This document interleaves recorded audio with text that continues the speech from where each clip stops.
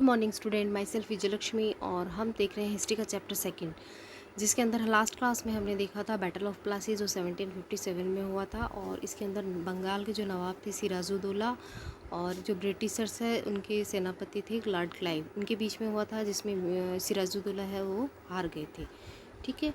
और जो ब्रिटिशर्स है वो एक तरह से पावरफुल बनकर इंडिया में इस्टेब्लिश हुए थे।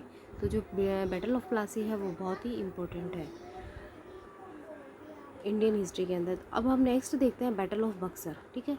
अब बैटल ऑफ बक्सर के अंदर हम देखते हैं event after the battle of Plassey. Plassey का जो भी युद्ध हुआ था, बैटल हुआ था, उसके बाद की क्या क्या घटनाएं थी। ठीक है।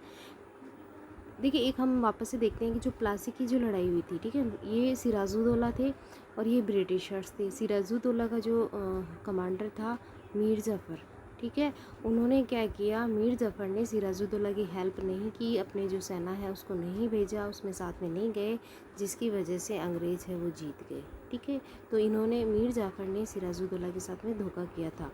ठीक है। तो इसी वजह से वो हार गए। तो इंडियन हिस्ट्री के अंदर इस तरह के बहुत सारे एग्जाम्पल हैं जो हमको देखने के लिए मिलते हैं कि हमारे ही जो लोग हैं वो हमारे साथ अनफेयर करते हैं, जिसकी वजह से हमको उसकी कीमत चुकानी पड़ती है। तो यही वो घटना हुई थी जिसकी वजह से ब्रिटिशर्स है वो जीत गए थे। और इसका कहते हैं ना, इसका खामियाजा पूरे देश को 200 सालों तक भुगतना पड़ा था, क्योंकि उसके बाद में ब्रिटिशर्स है वो अपनी पावर को और ज़्यादा कंटिन्यू इंक्रीजेस करते गए। तो ये स्टार्टिंग पॉइंट था इंडियन हिस्ट्री के अंदर, इसको स्टार्टिंग पॉइंट बोलते हैं, जहाँ से इंडिया जो ब्रिटिशर्स है उन लोग की पावर है वो बढ़ना स्टार्ट हुई थी। ठीक है। तो ये मीर जाफ़र थे। अब नेक्स्ट जो इवेंट है वो हम देखते हैं। तो Mir Jafar was the made of nawab. अब अंग्रेज़ों ने, ब्रिटिशर्स ने उनको प्रॉमिस किया था, तो मीर जाफ़र है उनको नवाब बना दिया गया। कंपनी वाज इंटरेस्टेड, कंपनी जो है उसको इंटरेस्टेड किस में हो गया, मोर इन ट्रेड। अब कंपनी को तो ज़्यादा इंटरेस्ट तो ट्रेड में ही था कि यहाँ से जो भी सामान है उसको ले जाना है अपने को वहाँ पे। Not in taking over the administration. उस टाइम तक तो उनको एडमिनिस्ट्रेशन में ज़्यादा रुचि नहीं थी। ये एडमिनिस्ट्रेशन या जो रूलर है उसको इस तरह अपने हिसाब से या पपेट रूलर को रखना चाहते थे, जिससे इनको ट्रेड में आसानी हो, जैसे ये फोर्टिफिकेशन कर सकें, ये टैक्सेस वगैरह नहीं दे और इजीली है वो अपना माल इंग्लैंड में भेज सके। तो मेन इनका एम यही था, और ये इसी तरह के राजा को बनाना चाहते थे जो इनकी हेल्प करे, इनकी बात माने। ठीक है। तो इसी वजह से इन्होंने मीर कासिम जो है उनको मीर जफ़र को बना दिया। कंपनी फाउंड, अब कंपनी ने पाया the difficult to work with the नवाब ऑल्सो। अब जो नवाब था जिसको इन्होंने बना दिया, ठीक है, इसके साथ भी इनको काम करने पर प्रॉब्लम हुई थी, क्योंकि नवाब जो होता है वो ठीक है कंपनी की हेल्प करता है, वो अपने अपने हिसाब से काम करता है, लेकिन कभी कभी उसको ये भी लगता है कि मैं भी राजा हूँ, ठीक है, तो मुझे भी अपने हिसाब से कुछ करना चाहिए। इसलिए वो कभी कभी ऐसी हरकतें करते थे जिससे ब्रिटिशर्स नाराज़ हो जाते थे, और ब्रिटिशर्स को ये चीज़ें पसंद नहीं होती थी। तो इसलिए जो पपेट नवाब था ना, तो उनसे जो मीर जाफ़र जिसको बनाया था वो भी उनको पसंद नहीं आ रहा था, क्योंकि कभी कभी वो भी अपोजिट वर्क करने लग जाते थे ना, इसलिए। एंड दे वर नॉट और as happy as the company wanted to be, मतलब वो हैप्पी नहीं थे, कंपनी जो है वो हैप्पी नहीं थी इनसे। कभी कभी उनसे भी उनको कॉन्फ्लिक्ट होने लग गया, क्योंकि कुछ चीज़ें होती है, हमेशा हर चीज़ फेवर में नहीं होती है। ठीक है। तो कभी कभी ऐसी कंडीशंस आ जाती थी जिससे वो उनको हेल्प नहीं हो पाती थी।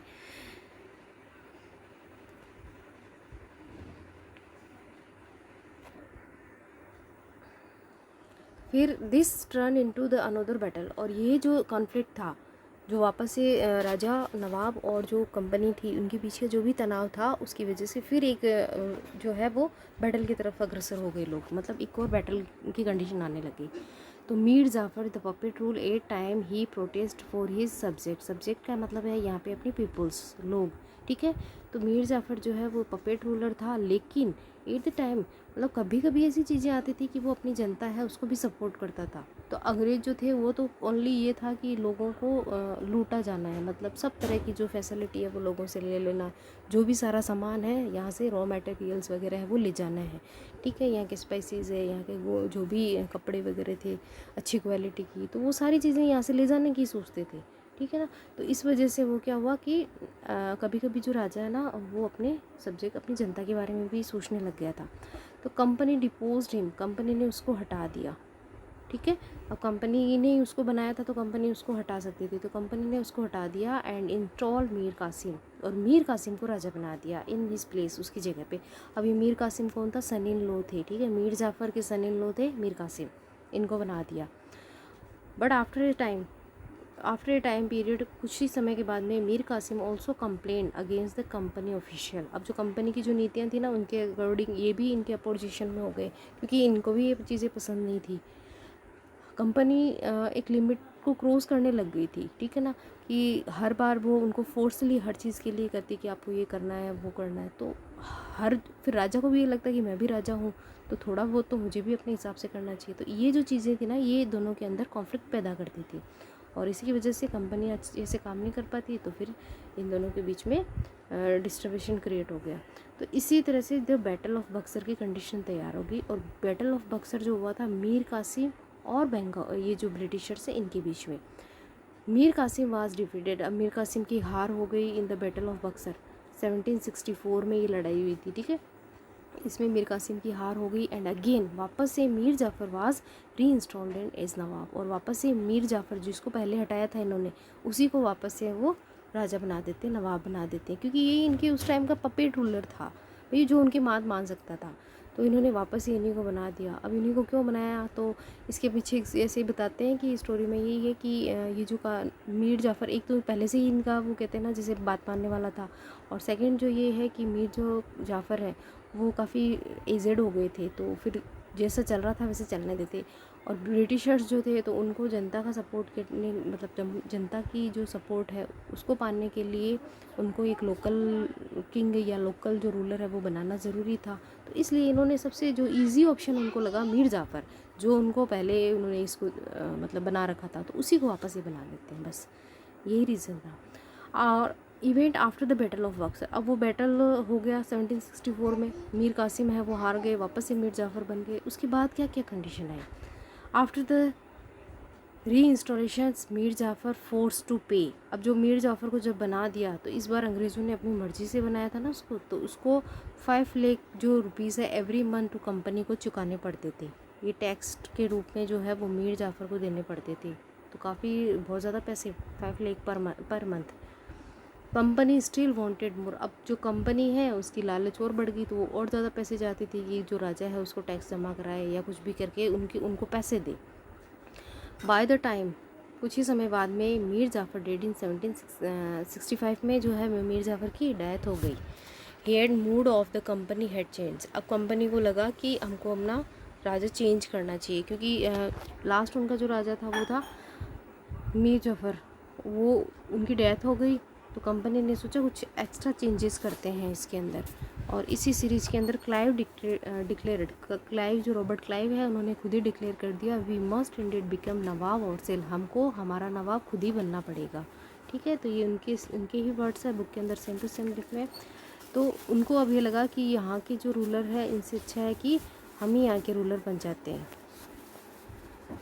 इन 1765 Mughal emperor appointed the company as the diwan of province of Bengal, और उन्होंने जो मुग़ल एम्परर, अब इसमें मुग़ल एम्परर का इसलिए आता है पार्ट, जो बैटल ऑफ बक्सर जो होता है उसके अंदर दिल्ली से जो नवाब होता है ना वो भी इसमें पार्ट लेते हैं, ठीक है। तो मुग़ल एम्परर है, उन्होंने कंपनी जो है उसको दीवान बना देते हैं, कहाँ का? प्रोविंस ऑफ बंगाल, ठीक है, बंगाल का दीवान बना देते हैं। उस टाइम उनका काम क्या होता था? टैक्स कलेक्ट करना, ठीक है। तो ये जो दीवान होते थे इनका काम होता टैक्स कलेक्शन का। तो ये बंगाल के अंदर और इसके आसपास का जो भी एरिया आता था, प्रोविंस का मतलब होता है उसके आसपास का सारा जो एरिया है उसमें से ये टैक्स कलेक्ट करते थे। तो ये दीवान बन गए और इनको ये अधिकार मिल गया कि ये यहाँ पे टैक्स कलेक्ट कर ले, ठीक है। और इसी के अकॉर्डिंग फिर जो कंपनी है उसको थोड़ा बहुत पावर मिलने लगा। Use the vast resources of Bengal, और सॉरी यहाँ तक है, आफ्टर रिक्वायरिंग दीवानी राइट्स जब इनको मिल गए, दीवानी के अंदर होता है ना रेवेन्यू टैक्स कलेक्शन करने का काम था, ठीक है, कंपनी का।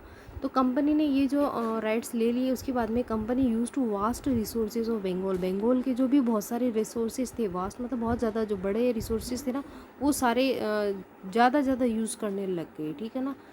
लोगों का शोषण करने लगे, टैक्सेस वगैरह ज़्यादा लेने लगे, वहाँ से जो माइंस वगैरह थी, खुदाई वगैरह ज़्यादा करने लगे, तो ये उस पर ज़्यादा उस चीज़ों को यूज़ करने लगे। This created huge loss of resources for India, और इसकी वजह से जो इंडिया के संसाधन है वो धीरे धीरे कम होने लगे, क्योंकि ये यहाँ से खुद के ले जाते हैं ब्रिटेन के अंदर। तो ये इनको इतना ही चाहिए था, इनको तो अपना वो कहते हैं ना अपने देश को बढ़ाना था, उसकी प्रॉस्पेरिटी करनी थी, तो ये भारत को वो कंगाल करने लग गए। तो इसी वजह से आज जो है वो इंडिया की कंडीशन ऐसी है। और बंगाल के अंदर का जो एरिया है वहाँ पे ये सारी चीज़ें बहुत अच्छी, जैसे आयरन्स की माइंस है वो सारी वहाँ से ही स्टार्ट हुई है। इसीलिए ब्रिटिशर्स ने सबसे पहले है वो इंडिया के अंदर जो वेस्ट बंगाल है उसी को चूज़ किया था, क्योंकि वो उस टाइम में बहुत प्रॉस्पेरस था। तो ये जो क्रिएटेड था ना, इसकी वजह से ये लोग जो है वो बहुत सारे सामान यहाँ से ले जाने लगे। अब इसके अंदर हम एक दो कंडीशंस देखते हैं, ठीक है।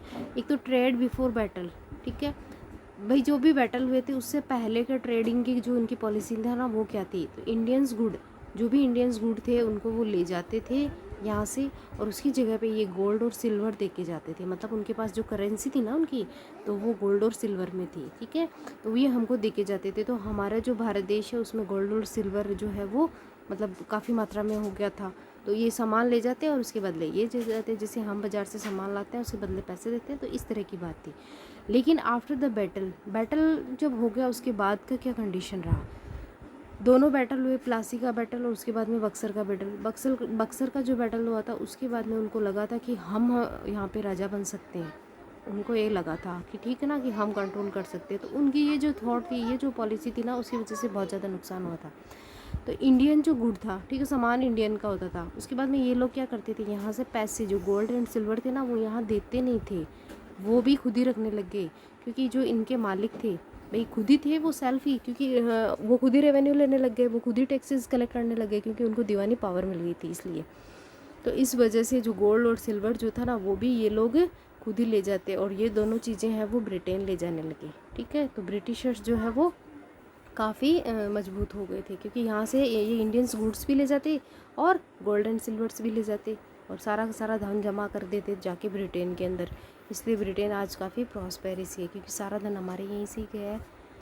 तो ये बैटल से पहले की कंडीशन और बाद की है। पहले की कंडीशन में तो सिर्फ वो ट्रेड करने के लिए आए थे, लेकिन आफ्टर द बैटल के अंदर क्या हुआ, उन्होंने यहाँ पे जो रेवेन्यू के पावर्स है वो ले लिए थे, और जो पॉलिटिक्स थी ना यहाँ की, जो भी एडमिनिस्ट्रेटिव सिस्टम था उसके अंदर इंटरफेयर करने लग गए थे। तो ये उस टाइम की उसके अंदर now the revenue from India, ठीक है। अब जो रेवेन्यू इंडिया से वो कलेक्ट करते थे use to finance company expenses. जो भी इन्होंने कंपनी बनाई थी ईस्ट इंडिया कंपनी, ठीक है।